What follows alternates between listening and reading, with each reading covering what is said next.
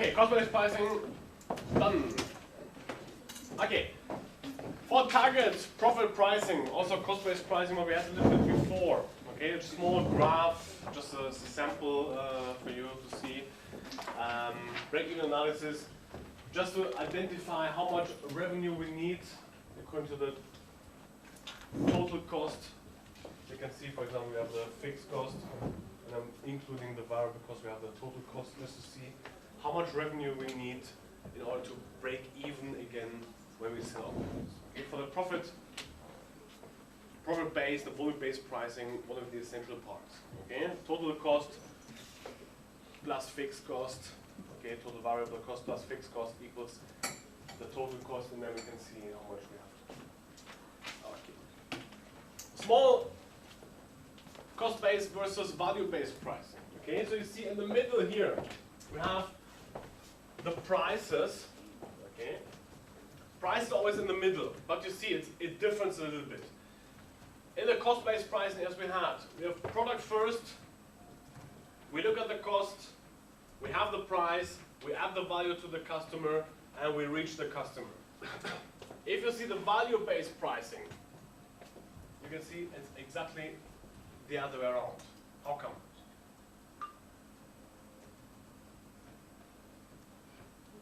Just put the customer first and think about value rather than cost. Why do you put the customer first? You see, product, cost, price, value, customer, and here we have exactly the order. First, customer. Of course, you have to look at the customer first because he's the one who's buying, and he expects a certain value about that product and the service. Okay? That's why here the customer comes first. Okay? We think about our customers first, about our targets, about the segment. Then we think about how can we add the value, or which value is added towards the product. Then we build the price. Then we have to look at the costs, if they match or not, and then we create the product, or we add something to the product, and then we can sell the product. Okay? Just for you, as a small overview to let you see. Competition-based pricing. So it's a bit out of mind. What are the methods for setting the prices? Okay, you can also have two different prices. It's either the going rate or the sealed rate. Okay. So first is what the company set as prices, what the competition will be charging. Okay, you're going exactly with the price of the competitor. Okay. And the sealed bid is an assumption, based on assumption what you think the competition will or might be charging for the product or the service. Okay, going rate or sealed bid. Okay, these are two differences. One is based on actual facts. The other one is based on assumptions, what might have been happening in the future. Now we go into some pricing strategies. Okay, so different strategies how you can price something. Okay, first, what we call is market skimming. Did you hear about that? What is skimming? Reducing? No. Not here. What are we reducing here? Not the price. We are reducing something else. The volume. Okay. Market skimming. Very simple. High price, low volumes. Okay. It's called market skimming because we're trying to skim the profits from the markets. Okay. For which products would you do a market skimming? High price, low volume. Take everything you can, all profits. Which products would you do that? Something exclusive? Sorry? Something exclusive? Something exclusive. What else? Monopoly. Yeah, then it doesn't matter anyway. I think that Which product kinds would you use? Jewelry. Jewelry. What else? New mobile phones. Cars. Okay. For example, if you see the prices, okay, especially for electronic items, if there's something new coming on the market, usually the price is very, okay, let's say a PlayStation. Yeah? If a new PlayStation comes on the market, it's very high cost. Okay? If you see the same product after 1 year, what happens with the price? It's very much down. Okay? Sometimes the price drop for those products, you can see a 30 to 50% drop in price for the same product. Or they start adding some other values to those products. Okay? So we can say it's suitable for all products, have a short life cycle. Okay?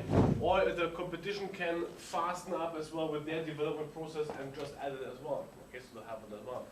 For example, yesterday night I read in the news that Samsung will launch the first mobile phone with a, how do you call it, with a, Not flat? it's not flat, but it's kind of round, okay, the screen. They're the first ones, and some customers might like it, okay, but how long does it take that other companies, maybe Motorola, if they still exist, or Apple, will also follow them? It will go quite quick. So to have the competitive advantage towards other customers does take only a very short amount of time. And hopefully you have a product which everybody wants, so you can have a high price, because you offer something exclusive. But the others will follow very, very soon as well. Okay, as example is PlayStation jewelry, technology, new DVDs. Okay, if you still buy them. Okay, these are some examples of that. Okay. Then we have market skimming. Setting a high price for volume, we had that. More profit, very lower sales. Okay. But on the other hand, the product quality must also, that's one of the key requirements, the first one here. Only if the quality matches the image, only if the quality justifies the high price, then market skimming might be good. Either you enter very high price, low volume to enter the market, okay, but then you have to match the quality. And then, for example, if you enter with a new product, it's very dangerous that the quality doesn't match. Okay? For example, we had that in Germany once with a new car, with Audi.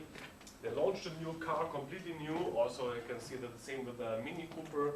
They launched completely new, extremely high-priced lifestyle model. Okay, market skimming as well.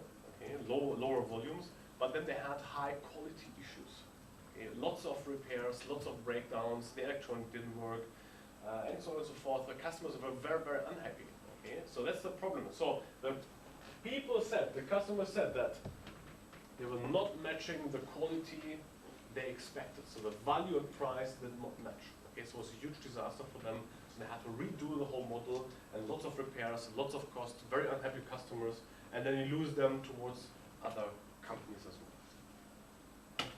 Next strategy, price penetration or penetration pricing. What could that be?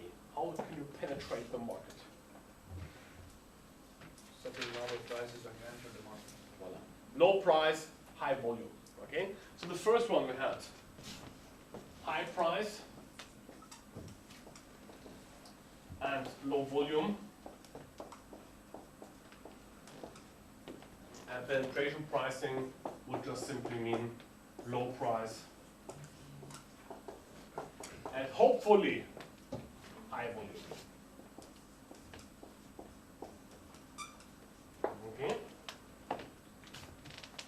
For which product could that work? The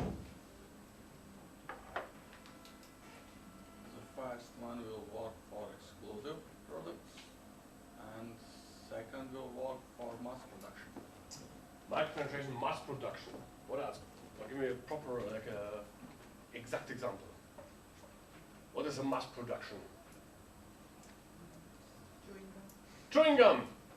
What else? Dairy products. Everything you need for daily life. Okay. Also, when they come up with a new milk, when they come up with a new chocolate bar, when they come up with something which is really useful for the market. Okay. So we can argue that the price set to penetrate the market. Sorry. Okay. To secure the high volume. So you enter the market and you want to have the high volume. When you have the high volume, what can you start to change? For example, do you make a lot of profit with this model? No. Per piece or per product? No. Okay? You have to go over the volume. Okay? But on the other hand, because the profit margins can be so low, it can happen that you're not earning a lot of money with these products. So what you have to do when you reach the volume, you can increase the price. Same what happened to me in the Swisscom. They gave me a very low price for that mobile phone, and then I'm a loyal customer, I'm already there. Okay, so they didn't earn anything with me in the first year, but now they start milking me like a cow. Okay, this can happen. Long life cycles as well. Okay, for example, loyalty in customers as well. So not only long life cycle, what are products with long life cycle? Okay, you have like a chocolate bar, household goods. Okay, so they're going long over the market. Do they end somewhere? Maybe. Okay. But on the other hand, for example, when you come back to my Swisscom example, it can happen that over the period of time, I become a loyal customer, and this is what they want. Okay, of course, the products, every 2 years you get a new mobile phone, but I, as a customer, will stay with them, and I'm still paying every month my bill for the connections. Okay, and this is what they wanted to achieve. Okay, and that's what they do, and then they can increase the prices slower.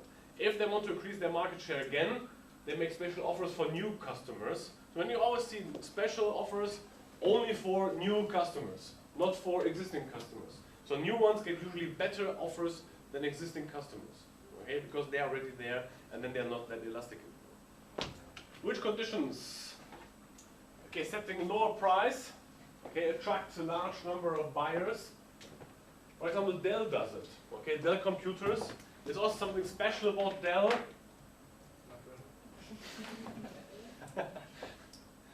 You can only buy them online. You cannot buy them in shops. Okay, that's just their model. Or can you buy them here? Here you can. Where I come from, you can't. You have to order them online. Okay, they're not in the shops. Okay, that's what they do also in some countries, just to make it a bit more exclusive. However, you say there's something special. Why, for example, if I ask you to name 5 products of Apple, can you name me 5 products of Apple? iPhone, iMac, Yeah. iBook, Yeah. iPad. Yeah. Good. And now 5 of Dell. Dell computer, Dell laptop, Dell Dell server, Dell printer. But you don't know the name of these products. They have a name, the products. It might be a Dell DX1200. I don't know. Okay? But why you don't know the name? The name don't matter. The name doesn't matter, and it's too complicated, and we don't care. Okay? But people know about that product. They think, okay, they are maybe very sustainable, okay, but they have problems to enter the market. So their computers are very cheap. But on the other hand, they hope to move people into a longer cycle. Which conditions? For price-sensitive customers, this is something, and that you hope that there will be market growth very soon. Okay? So the more price-sensitive customers are, the better they will react on a price penetration situation. Okay? For example, I was just in the cantina here. The price level is quite, for cantina, for a cafeteria in a university, I find the price level quite high. You agree, huh? Yes. What else should you do to eat?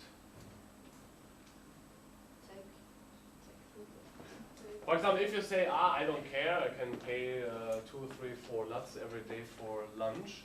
If you're not price sensitive, you say, okay, it's fine. If you're price sensitive, if you find it expensive, and you say, okay, what do you do? Why do they not lower the prices? Monopoly. Because you don't have an option. Okay? Either you take something from home, or you wait, or where else should you go? You If you can go also out, go to a supermarket near here. Yeah. It's just 2 minutes. Okay. You can go there, but there Yeah, are you also can. rows. Okay, then you have to wait, and then you also have only usually half an hour of break. Okay, Yeah. so that's the problem. If you want to have short way, very convenient, they can charge high because the demand is high, and even though you have price elastic customers, okay, the demand is not that elastic because you don't have another option. Okay, that's one of the conditions as well. Next one, product mixing strategies. Product line pricing. It's a little bit abstract now. Okay, we evolve here. Setting between the various products and the product line based on what are the conditions? The cost difference between those prices. Okay. What are the customer evaluations of the different features? And what are the competitors' prices? So why do we mix some pricing strategies? For example, when we see the pricing strategies for price penetration and market skimming, can we mix those both approaches? Does it make sense? Because they are for entering markets, so you can take either or. Okay. The product mix strategy you can apply, for example, when you are already in the market. Okay. When you are in the market, do you have to adapt your prices? Yes, of course. Okay. You cannot have the same price level throughout. Either you're very high and then you're going down, or you're very low, but then you have to go up at one point to get the desired profits back from time. Okay? Usually for luxury products, also for cars, automotives, when they have a new model, it's usually high. For example, especially car companies do that. You can only get in the first 3 months the new car model with 3 different engines. Okay? Usually very strong ones. Okay, so they can sell because everybody wants the product, and then you have only very high big engines, and they can only buy the new product with some bundles of packages. So if you want to have only air conditioning, you also have to take seat heating, electric mirrors, and 3, 4 other things together, but you just want that one product, but it doesn't exist, all in bundles. Okay, and this is how they force you to pay more than you actually want, because they force you also to take products which you don't want, which you don't need, also features you don't need. Okay? But then on the other hand, when they're longer on the market, they will change the bundles, they will change the packages, they will add more engines, also to allow other customers who are more price sensitive to enter in the market. And then we come back to the mixed pricing strategies, and also to sell different prices in different regions, for example. Okay? Not only country-wise. So you can price each product, even in the same country, at different prices. Why can you do that? For example, why is, the shampoo in Riga more expensive than outside? Different income levels. Different You income don't go levels. for But a same, shampoo outside. sorry? You don't go for a shampoo outside Riga. You just buy You it. will not go out anyway. Okay. So are those markets, are they comparable? Are they the same? They're the same product, different levels. In different markets. Different markets. But because it's completely different markets. Okay, that's why I can extremely high price them maybe here, and then if you go to the countryside, might be much cheaper. Or if you go to other parts, they also might be even more expensive. Depends how the market is. If you go to the beach, Jomala, right? For the same shampoo, you pay even more than in Riga. Why is that? High demand. Russians. Very wealthy people and very much vacationers. People go for travel. Okay, when they forgot something or they need something, they're also usually more willing to pay more for the same product. Okay, but they will not go to Riga, so these markets are not interlinked that much. Okay. Next one. You have the, as I said, product mix strategy also includes to have a little bit of packaging. Let's go to packaging. For example, what I said before as well. Either you package them according to maybe the captive products as well, what can be used for it. Okay, so you offer something for them. Or you can also have an optional product, for example, in the camera bag when you just want to have a camera. Okay. If you add the camera back directly to the camera, you can charge a higher price, right? If you sell both items individually, will it work? For example, you have camera and back. Let's say it's together, I don't know, 150 bucks, yeah? And then you have camera and the bag. Let's say they're 150. So if you add everything together, it might be the same price. What's more likely, can you sell it at 150? Or do you have to make it a bit more special? You have to make it a bit more special. So if you bundle something, let's say you tell them, okay, if you buy everything together, you get it for 140, okay? Then you add already a little bit of value because people get a discount for it, okay?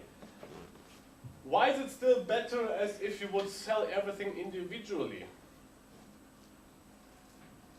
It's more convenient for the buyer. You can buy it together, you don't need to search for anything additional. You don't have to look for it, it's much more convenient. And what's the good thing for the company? You sell more. Yeah, You sell more. Both of the things you sell more. How likely is it that you will sell both items individually? Yeah. Chances are much, much lower than if you bundle them together, okay? So you're increasing a little bit the profit margin for both products if you bundle them together. Profit margin increased by 10, yeah? But on the other hand, you might gain 40 revenue because it's not that likely that both items are sold for the full price. For example, if you buy something now, either you need it with a bag, or how likely is it that you will say after half a year, I still need that bag, and then you forget about it. So chances are very, very low to achieve it. Okay? Other forms of discounts. Discounting allowance pricing. That's interesting. You also have a lot of experience with that, I guess. Now, adjusting the prices to make the customers a bit more happy. Let's call it like that. Okay, make customers happy. Options are either you give cash discounts. That's quite obvious. You buy something and then they give you an immediate cash discount at the cashier and say, okay, we offer you today 5%. Okay, or we say, Stockmann does it these days. Say, okay, come to us. We have very good prices. This is directly in a cash discount. Or what companies also do sometimes, if you just buy at one supplier all the time, at the end of the year you get the cash back. Okay, so again, they see the whole yearly quantity, and then sometimes they give you 2 or 3% back at the end of the year. Okay, so they give you like a voucher for the next year. Okay, the reduction. Quantity discount. Pay more. Pay more and buy more. Okay. For example, if you buy in bigger quantities, we assume the prices go down. Am I right? For example, you buy 3 shampoos, you get each one cheaper than the individual ones. Is it always the case? That's what I teach you. This is what you think. But how's it in reality? It's always cheaper.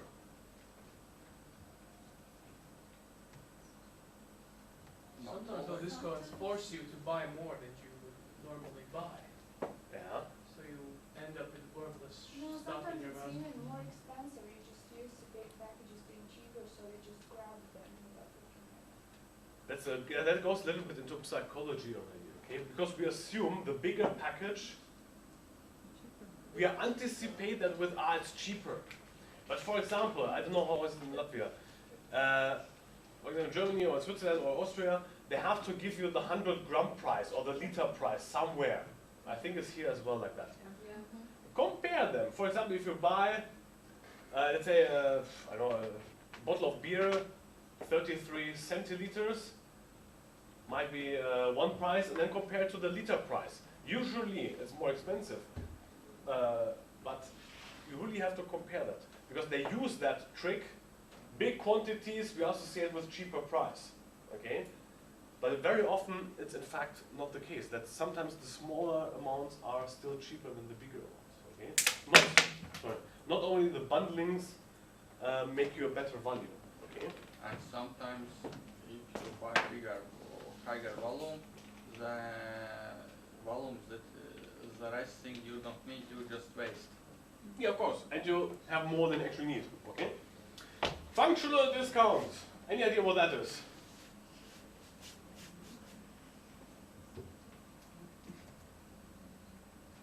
For example, you need an intermediary sometimes.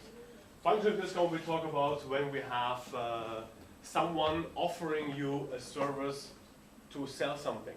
For example, if you want to buy, you want to fly somewhere with the airplane, yeah? Don't take it. You want to fly with somewhere from point A to point B. How do you book? Or you need a hotel room somewhere. How do you book that? Online through some homepage. Which one? Probably the airline websites usually they offer you this. Either the airlines give you good discounts, and they say, okay, if you book with us, then you get a nice discount. But very often you just go through, I don't know, booking.com. Have you heard about that? Yeah. And this is an intermediary, okay? And then you have to, they will force you to give them either a commission or you sell them at the lower price, and then they will give the price to the customer. Okay? So you book via booking.com.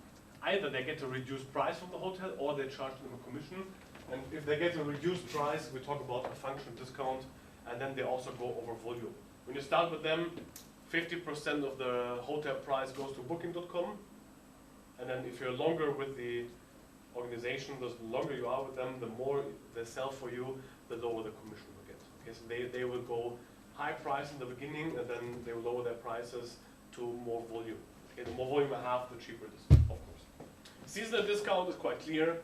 Okay, that during the seasonality, especially for traveling, winter clothes. For example, what's happening with the winter clothes at the moment? They're still a very high price. Okay, and summer clothes, of course, they go down. Okay, that's quite optional. Trade-in allowance. What a trade-in? Maybe you bring something like your old phone and then you have some discount or something like that. For example, also for new products, when you buy something new or when they launch something new, they give you a trade-in discount that actually can be sold. Okay, that you can say, hey, I have something new, you get a discount for that, but actually not really a discount. Promotional allowance, we talk about in here.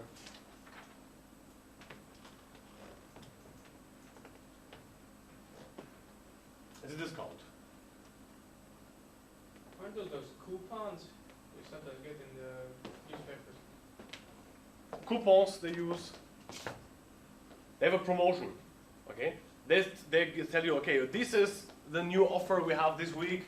You have to cut out the coupons, and then you get the discount for that. Okay, that's the special promotion activities. Or sometimes you see the people in the supermarket trying to offer you something. If you buy that now, you get also a lot or 2 lots discount for that. Then you have special promotion. Okay, and these are promotional discounts. All right. This is what we usually have. Segmented pricing.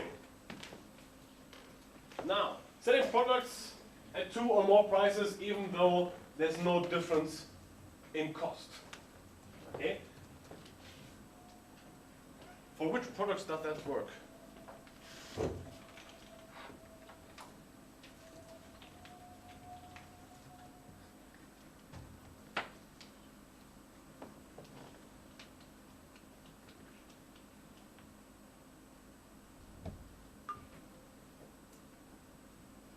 For example, supermarkets do that. You have the brand names, for example, for the yogurt, your favorite yogurt, the brand product is priced quite high. and then the same product, wrapped a little bit different, and then I sell it at the bottom or in a discounted supermarket. But the same product, different look, and according to the customer segment, you can say in the same geographical environment, you can have two different segments, very price sensitive or less price sensitive. So you cater towards their national or their local income. Okay? You can change the product form very easy, so the customer cannot recognize it anymore that easy. Okay, and there's also one trick. They just change the look a little bit. Same product, different look, makes a difference for you as well, and then you can have either have a higher price or a lower price. Okay, also the location, what we had, for example, Jomala, very expensive usually. Here, okay, and somewhere else even cheaper. Also, I can price in terms of time. This goes into revenue management also a little bit. For example, I've seen once I was in Moscow last year, and for example, the McDonald's at the Red Square has for the Big Mac, because in the morning it's much cheaper than in the afternoon or evening. Okay. How come? Is it surprising? Why is the Big Mac in the morning? What does it cost? €2, and in the afternoon 3. It's the demand. Because how much do they sell in the morning? Not much, and then all the tourists come, especially in summer, and then of course they can push in the price, and because they know they sell more. There's exactly high demand, high price. Low demand, low price. Okay, so they don't work vice versa. Psychological pricing. You all know that, I know that. 99. 1.99 looks smaller than 2, am I right? How come? It's just a small. yeah. Okay, if you have, I don't know, you can write like that. Many companies do it like that. Okay. Of course, I agree. It is 1 cent less. You are right. What do we think? How much it is less? How much?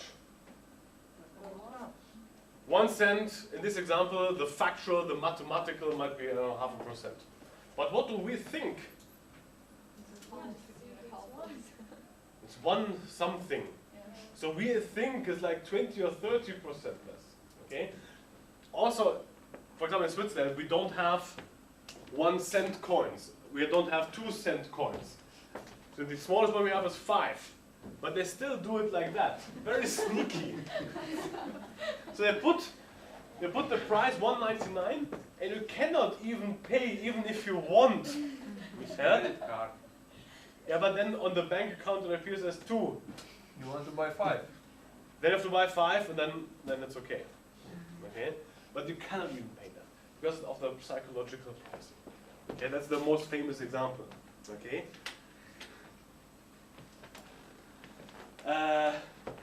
So we assume, so we try to let the consumers anticipate a lower price than it actually is. Okay. Or sometimes we cannot judge the quantity or the quality of the product that well. Okay. Especially, for example, if you see what's also psychological pricing a little bit, when you see the quantity, if you buy this package of chips, potato chips, that was blown up. Okay. But if you see factually how much is filled, 30 or 40% of the package is filled. Now then you even put regulations how much air is allowed in those packages. Because if you just blow it up, if you have huge packaging, but there's nothing inside, we think, it's huge, must be cheap. Okay, but on the other hand, this is how they also can make some money. Okay, so very, very important. Quantity doesn't always matter, especially the packaging. Or you buy a package, and they have some kind of a hole inside as well, where nothing can be filled. But the packaging looks big, but the actual product is quite small. As I had, for example, psychological pricing, 9 francs 99 instead of 10, of course, looks much smaller, but actually, factually, it's almost the same price. Okay, we're not talking about 1 cent. Okay, it's just also anticipating value pricing. What the customer think the price should be. Okay, this is the other way around. For example, we are trying to price something. We are trying to set the price, then we have the classical example of 9.99 instead of 10. However, you can also price in the terms of what the customer thinks is the value of the product, what he would like to be paying. Okay, this is also how we can price, and this also goes into the psychological pricing. Okay? For example, I'll give you an example for psychological pricing, what the customer thinks it should be. Who has extremely high profit margins, for example?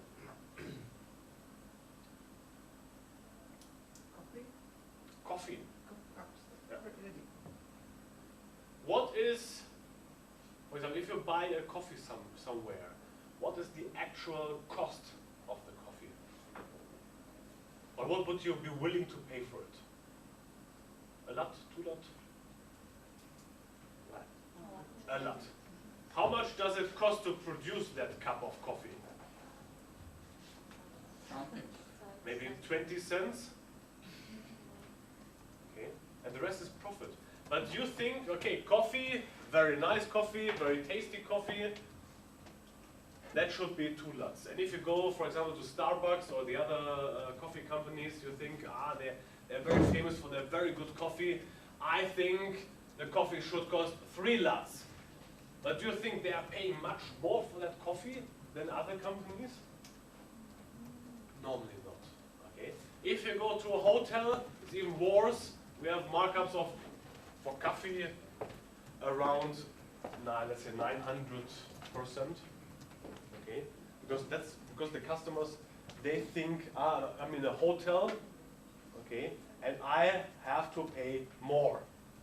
Okay, so that more or less acceptance. Also on the value, but if the value is there correct, I don't know. Okay. For example, value-based pricing as well. When I came to my hotel room, they offer you a bottle of water for, was it 450? I can't remember if it was Lutz or euro. I can't remember. Let's say it was euro. So there, for a bottle of water, 1 liter, 450. Do you think that the value of the bottle of water is correct? The water, Italian water. But do you think it has the correct value? Is this value match your needs? Not at all, I didn't touch it. And maybe some customers, they're hesitating to, or they don't know if there's a supermarket around, or they're just thirsty in the night. And then do you have the option? And in that moment, when you're very thirsty and you don't know where to go, then, in this occasion, you open that bottle and say, it has the right value for me because I'm thirsty. However, if you're talking just about a bottle of water, it's just crazy how expensive it can be. Okay? Sometimes it's accepted, okay, but if you see the value of the product, water, 450 in the supermarket, maybe 50 cents, okay, that's a big change. Any questions so far? No, we're not doing it. Okay. Promotional pricing. Now you can see that we have, loss leaders. We said you're creating a product or a service and you agree that you're a loss leader because you are selling very high quantities at a very low price also to penetrate the market a little bit. Okay, you agree when you sell it that per item sold you make a loss. Okay, that's what we call loss leader, and you want to also become one of the market leaders. So that's what you do. Special event pricing. This is what we call the promotional pricing. Okay? Temporary. That's the most important word in here. Temporary reducing the prices through what we have. Cashbacks or cash rebates. Okay, so we're lowering the prices immediately before the customer actually buys it. Or also what customers, companies sometimes do, especially when you see cars or something bigger or TVs, nowadays they say, okay, you can buy that product now and you can finance it over 1 year, so you're paying the amount 12 times, and we will not charge you interest. Okay? If you want to buy a new TV, let's say 1,200 at once, might be too expensive, so we'd say, no, But if they will tell you, we have 0% financing, so you take the TV with you now, and you're paying every month now 100 lats, might be much easier.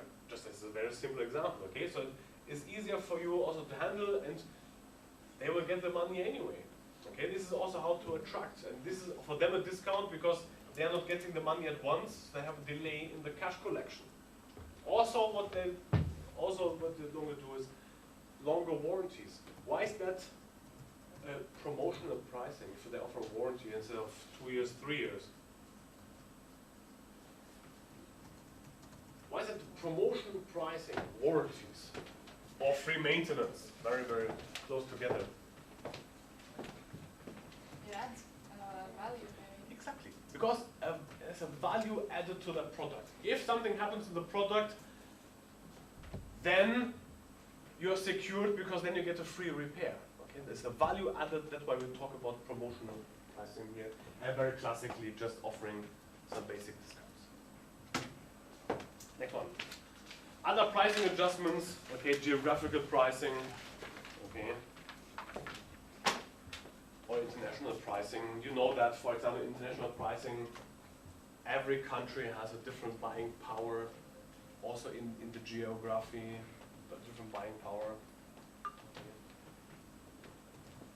For example, what's very interesting to see, if you see Apple products, okay? If you, what do you think, where's more expensive? Apple products in Switzerland or Apple products in Germany? Everybody will say Switzerland, because Switzerland is considered to be rich, everybody's wealthy, and everybody earns millions, okay? I can tell you it's not the case. In Switzerland, Apple products are cheaper. How come? So that the Germans would go to Switzerland and then buy them. Could be an option. What's the possible reason for that? I don't know, I didn't speak to them. But it's very interesting, because you assume that in Switzerland everything is bloody expensive. I mean, most of it is. But why is, for example, if you see Germany and Switzerland, because if you see the average salary, Switzerland, I think one of the highest in the world, why is it cheaper? Because they have another preferences. They prefer different products more. They prefer Samsung, not Apple. So, but Apple has the highest market share, and they want to maintain it. Okay? And people are just buying it as crazy. So whenever they bring something new in the market, also in Switzerland, they're pushing for that. So they are having a little bit lower prices. And don't forget, they're also very much international students. Okay, lots of tourists. Okay, and they want that market to sustain, and they want to grow in the market because there's still so many different companies offering the same products. That's why they are trying to lower the price a little bit to allow the products to be better sold. Because the competition in electronics in Switzerland is extremely high. There's so many electronic shops, and they're beating you, the customers, with a discount. Okay, coupons, for example, what you said. From almost every week, you can cut out the coupons for TV, and then you get huge discounts. Okay, sometimes 30 or 40%. Same for mobile phones. It's very aggressive. Okay, that's why they lowered the price a little bit. Whereas, for example, Germany is not that aggressive marketing-wise from other companies. What next? Initiating price change. Okay. For example, if you have price cuts, why? Okay. Either you have excessive capacity, okay, or why would you implement price cuts? That's actually the question. Right? So price cuts. Why would you lower your prices? Very, very simple. Either you are producing too much, but why don't you just fade down the production? Why do you lower the prices? fixed cost. Storage costs, fixed costs. You have the product, but you cannot do anything with it. You have to store it somewhere. You have a storage space. Okay? A lot of companies don't want to have lots of storage space. Most important example, for example, just-in-time production for car companies. They don't want to store anything because you have to build it, you have to maintain it, and that's what they don't want. So if you have excess capacity, just try to get rid of it. Might be something. Okay? Also to protect your market share. If you see your market share is losing, okay, then you can try to rescue that a little bit with price cuts. Okay. Why would you increase the prices? Inflation. What's the inflation in Latvia? Deflation, no. No inflation? No, no, it's deflation. Deflation. Yeah. But it is just for September. You have deflation as well? Yeah, but you know, it is just for September because the vegetables are cheaper, you know, and that's all increases. But Yeah. for the year we have inflation. But even for 1 month? 4 months we have inflation. But even for 1 month, deflation is quite. No, it's not good. So you have to decrease the prices. Actually, why is inflation sometimes good, sometimes not that good? Okay, normally let's say we have 2% inflation. So everything gets on average 2% more expensive. Can we say it like that? Roughly, or approximately. Okay. Next year, if you have the same product, same price, but we have inflation somehow, why do you have to adjust the prices up? Why do you have to adjust your prices when we have inflation? Because everything else gets also a little bit more expensive. Okay?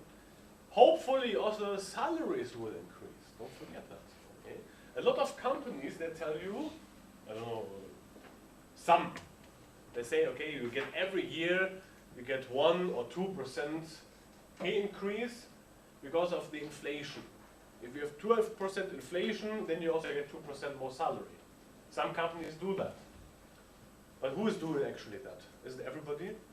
No. I mean, to have 2 or 3% pay increase every year, that would be fantastic. Okay? But this is actually what you need. Okay? This is what people need. Also, for example, if you want to put your money at the bank and you get 1% interest, you have 2% inflation, I better spend it. Okay, you have more from that. Okay? Also over demand. That's interesting. Company cannot supply all customers' needs.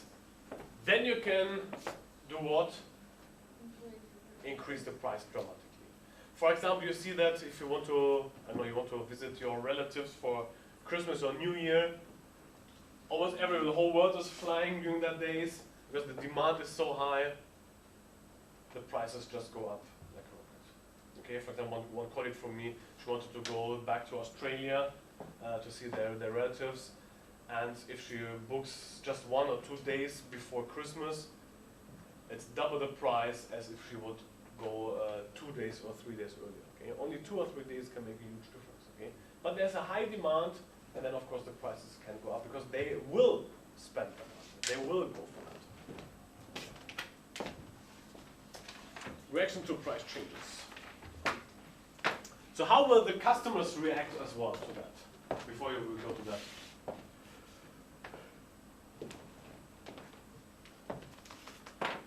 How will the customers react to price changes? It depends on. Yeah, and on Substitutes. on the income, okay. Also on the economic situation big time, okay. What you can see, for example, when you go to economic downturn, that means, for example, there are not many jobs available, right? Lots of unemployment is usually rising. You can see, especially in education, a phenomenon sometimes. If the world or some countries go falling into economic recession, usually the number of students go up. How come? If you don't have a job, what do you do? I'm not joking. When people don't, especially young people, they don't find, for example, they're finished with school, they want to work something, or let's say, for example, they just finished a diploma or a bachelor, and then they, by accident, the economy falls into recession. Very often, they just continue with a master because they say, I want to do it anyway, I can't find a job at the moment, so what they do, they start studying again. Okay, there's a high correlation as well in academia that people start studying. Doesn't always work for every kind of universities or diploma or bachelor programs, doesn't matter. If they're too expensive, of course people will not spend that money as well. Okay? So if it's a justifiable price or even for free, or let's say governmental, where the price is not that high, which is somehow manageable, then people go for that, but they are also not going for expensive private education. That's also one thing. Okay, so it's very, very important. So why are companies now reacting to price changes or with price changes? Okay, either they have a new model, very simple. Okay, so iPhone 5S was launched. What's happening with the other prices? They're dropping. Okay, or did they even take some completely off the market? So whenever you have something new in the same product range, let's say iPhone, yeah, we have 3, 4, 5, 5, and then the previous ones they get much more cheaper. Yeah, same with cars. New model launched, new design. The older ones they drop in price dramatically at that moment. Okay, that's one thing. Okay, or you just cannot sell it. Okay, or the company is financial trouble. Then they try to rescue the company either with higher prices because they want to make more profit, but then they go into danger that the demand breaks away as well, or they lower the prices just to see as well that they can make a lot more profit over the volume of the sales. Okay. Or the quality has been reduced. Okay. Very big topic. Same product, quality goes down, can happen sometimes, okay? But then you have to see where does it come from. Is it also a problem with the manufacturer? Is it a problem with the supplier of your products, okay? Or even the price can even come down much more further than at the moment. So they're trying to protect the market a little bit for the moment. Who is doing that usually? Small companies that do that a lot, okay? Just to rescue themselves a little bit. Or also, for example, the product is not the most uniform one. So if the product is uniform, if you have more or less like a monopoly or oligopoly for that, then you can also price changes, but then they go there. Okay. Just a little bit assessing and responding to competitor pricing. Okay. If the competitor increased or cut the prices, what should you do? Competitor cut the prices. If no, recommendation would be hold the price. If the competitor cut the prices, you have to ask yourself why. Okay? What happens with your market share? What happens with your profits? Can you go with them? Can you not go with them? Okay? So if they cut, and if you say, okay, I will not lower my share, I will not lower my profits, hold the price. If yes, then which action can you take? Okay, it can either, if you want to react on that, either reduce the price, raise the quality, the perceived quality, so add some value to the product, okay? Or you just improve the quality, you bundle them a bit better, or on the other hand, you can also launch lower prices to just fight the brand through towards the competitors. Okay, these are some options which you can do. Why would the competitor actually lower the prices? Why? Market share. Because they have the same idea. They want to have more market share. They also want to be a bit more aggressive in their marketing. They want to sell more. They want to have more customers on hand. Okay. Or why else would they do that? Maybe they have found cheaper ways to produce. Could be that. They're much more effective. What else could be an option? How about the price war? Could also be a price war. Okay. Just to see how do you react, how sensitive are you. Okay. Could also just to see how far will you go. Okay. Can you go with them? Just to see your reaction. Just to test you. Okay. Also a way of testing how well are you doing financially. Okay. Can be very, very, very various reasons. Value pricing. We had that before. Either as a status, you want something inclusive, okay? But it goes very much together with the perception of the customer for that product, or value pricing. Just a small story. If you see the profit per car, okay? I think last year, when I read it, if I remember it correctly, Toyota had approximately a profit per car of 1,500 euro. The numbers, please don't take them too fixed, yeah? Just as an example. 1,500 euro per car profit. So each car they sell 1,400 average. Porsche, 27,000 euro profit per car. How come? Who has more volume, Toyota or Porsche? Toyota, good. So they have high volume, lower price. And what about the perceived quality? It's okay. Yeah? It's okay, but they're well known in terms of quality, so they're okay, but they're not the big shots. Most of them. Okay? If you see Porsche, what do you expect if you buy that car? Very high quality, very nice interior. It's a status as well. For example, if you want to buy that, you expect some leather interior instead of plastic. Agree. Okay?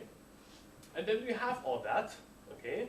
And it's a status. So that means if they can achieve 27,000 per car profit, it's huge. That means that there's also some kind of a value already inside. Okay? So you say goodwill or something like that, okay? Just the brand name, because you want to have it as a lifestyle product, just to show a little bit, okay, and I think this is appropriate for your class, also includes that, okay? But actually, if you see it like that, every Porsche could be on average 27,000 euro cheaper. No? Good. Good. That would be wonderful. Okay, it brings us closer of buying our first Porsche. Okay? A little bit at least. Little bit. No, I see. Loss leader. What's a loss leader? You sell something and you make a loss. Does it make sense? Sometimes. Yeah. Get the market share. To build a client base. Lots of supermarkets do that. It's like a fisherman. Yeah? Put the worm, and you try to fish, and then you try to attract. Yeah? So you put something in the water to attract. So you're giving something away. So they say they discount a product so high that they will not make a profit with that, but it's to attract the customers to come with the hope that they will also buy something else. Okay? Very famous around Christmas, you have these very special offers. Champagne for €3 per bottle. Even the taxes and the production is higher than that. For example, sometimes we have that in Germany. Extremely cheap champagne, extremely high discount, but they hope that you will spend a lot of money for other things as well. Just to get them, just to fish around a little bit. Okay? They try to drag you in, and then you should buy more. That's what they hope. If you just come for the champagne, and then you buy 3-4 cartons of champagne, that's bad for them. Good for you. Okay? That's why a lot of times the supermarkets especially say that they only give away quantities which are normal for household. Okay? And if you come every day to buy 10 cartons of the champagne, of course they will not agree that it's only for you. Okay? Especially at Christmas, selling bottles of wine for a very low price, okay, in order to attract more customers and hopefully to buy something else. Okay? Or what we had, free mobile phone when taking on contract packages. That's one of the big advantages as well. Okay? At that moment when you get the mobile phone, I mean the company is paying something for that as well. Okay? But at the moment they give you that for free, but they have to pay for it. So they start with a loss of, I don't know, 500 francs, $500, and then with the timing up, they will come back with making some profits. But for that moment, they make a 500 loss and then they have to gain it back over time. Okay, that's also an example of a loss leader. Anything else you would like to know? I think I'm jumping a little bit. Going rate, price leadership. Price discrimination is also interesting. It means charging a different price for the same good or service in different markets. Okay? That's price discrimination. Is it also society discrimination?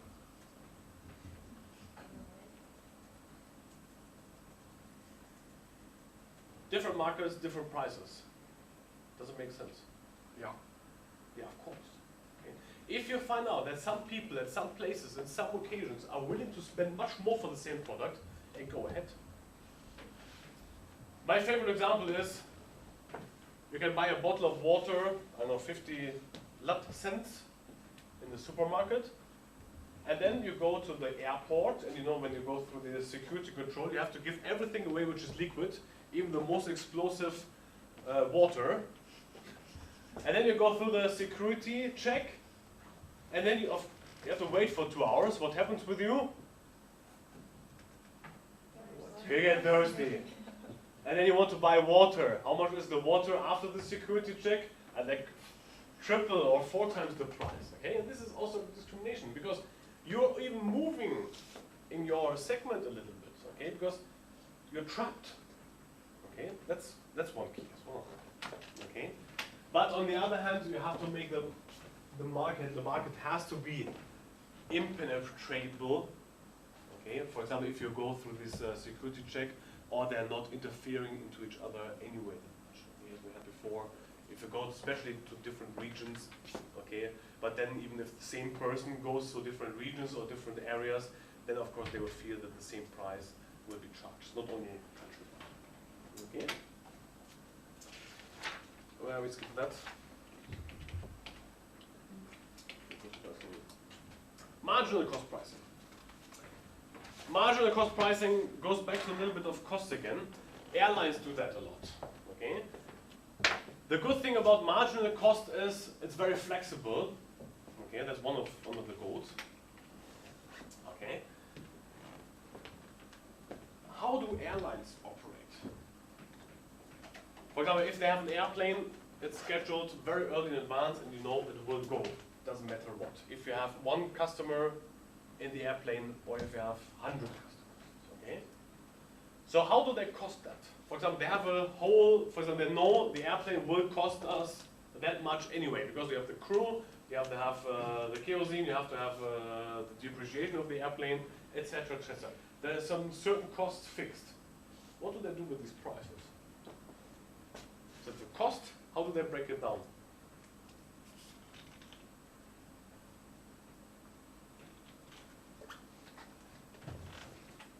Small calculation. Aircraft flying from Bristol to Edinburgh. Total cost, including normal profit, £15,000 and $13,000 fixed cost. Number of seats, 160. So on average, they have to sell the plane ticket for every person for $93.75. This is how they cost it. Now you think, but I can get with Ryanair or with other airlines sometimes tickets for 10 francs or $10, 10 whatever. How do they do that? Sometimes you see the special offers, Ryanair or Virgin Air or how's this orange one called? 10 LUTs for one flight. You can limited number. You can limited number of those. It's a very limited number. Okay, it's just to attract the attention. Say, I want to get this special offer. Okay, but on average, they have to achieve that price. Okay, so the marginal cost of each passenger. The margin here, 15. We have 13, so the difference is 2,000. So the marginal cost in this would be $12.50. Okay. So if the flight is not full, better offer passengers chance of flying at 12, and for the seat which will fit it all. So everything which goes on top of that, you can try to get the share in as well. Okay. Just a little bit of estimation. Okay. So just, I mean, because you have the fixed price anyway, and if you sell everything on 93, that's happy. Okay, but usually the price go up a little bit. Also, if you see, because they cannot wait for the airplane until it's full. You can say, it's not full yet, so you have to come back tomorrow. Also for hotel rooms. Sometimes when you come very late in the evening, and you know that the hotel is not booked out, let's say with all the costs together, a similar example, all the costs together will be 50, let's say 30 LUTs. And if you go there and they say, but our rec rate is 150 for the night, why don't they give it for you for 40 or 50? They still have a little bit of marginal cost inside, okay? If they can cover the fixed cost, everything additional is just contributing towards more profit. And this is what we mean by that. And sometimes if you go to hotels in the evening, you can negotiate with them very well, because what they cannot sell today, they cannot sell tomorrow. If the airplane is gone, they cannot sell it anyway. Okay, so better to have a cheap price than nothing. Okay, because everybody contributes towards the success, or every passenger contributes to the success overall, to the profits for that airline. Okay, so everybody additionally is wonderful. Then, how would you respond to price changes? No, target pricing first, sorry.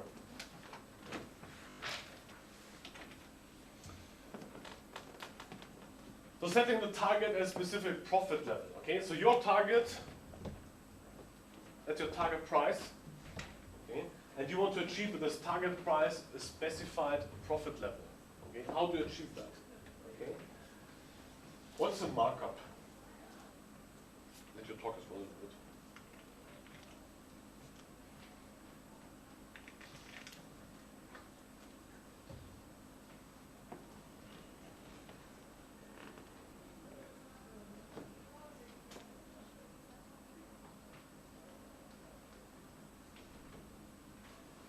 What's our markup price?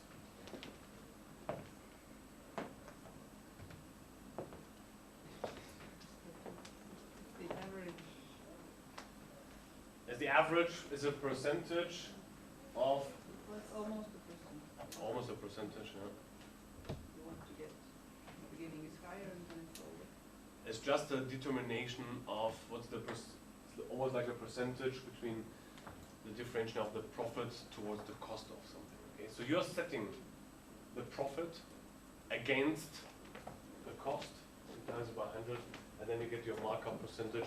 What you have to achieve on top of the actual cost price to be more towards the break-even, to ensure the break-even point of the desired product or service.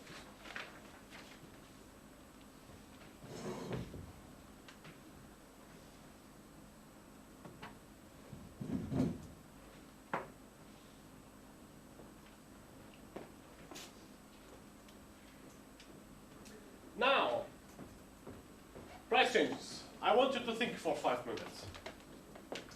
Responding to price changes, my questions would be, if the competitor changed the price, what should you do? Okay? What would you do if the price is cut permanently? And what would you do if the price is cut only temporarily? Okay? What would you do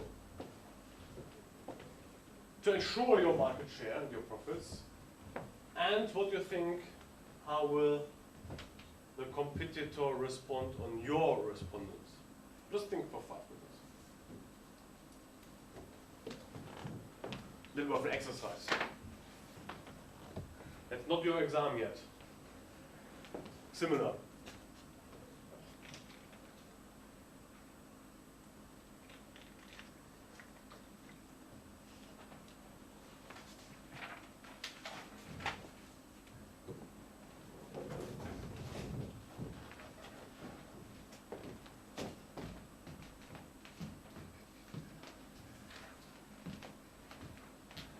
So what would you do?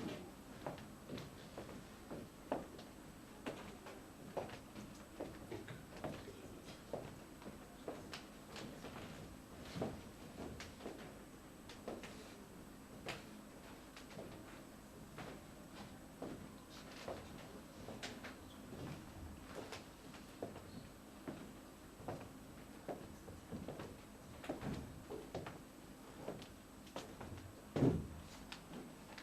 There's no model answer anyway, don't worry.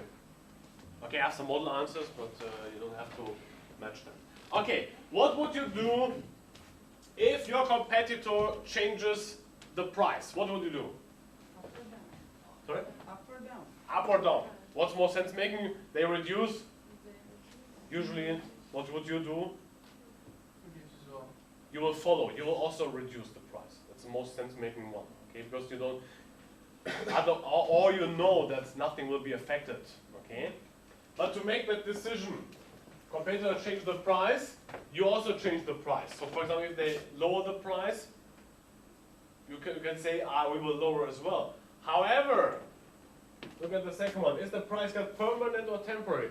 If it's just contemporary, no, if it's just temporary,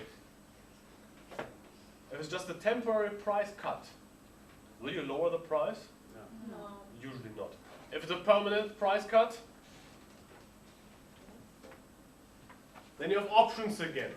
You either lower the price or Or add value. add value. Okay, add value in terms of quality. You can also create bundles, packages, also add other products to that, even though the customer doesn't need it. Okay, but always looks nice to have more. Okay, buy one get one free. Okay, what's the effect on the market share and the profits if they cut? For example, if the competitor cut the price, what might be the effect on your market share? It might decrease, most probably decrease. Okay, what can you do to go against that? Against losing market share? How can you maintain your market share? They decrease the price, so for example, it might happen that their demand goes up, so you lose market share. How can you go against that? But sorry, there is question about switching costs.